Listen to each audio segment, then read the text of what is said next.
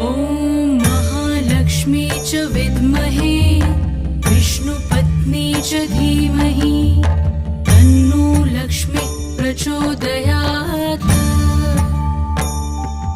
ॐ महालक्ष्मी च विद्महे विष्णुपत्नी च धीमहि तन्नो लक्ष्मी प्रचोदयात्। ॐ महालक्ष्मी च विद्महे विष्णुपत्नी च धीमहि तन्नो लक्ष्मी प्रचोदयात्।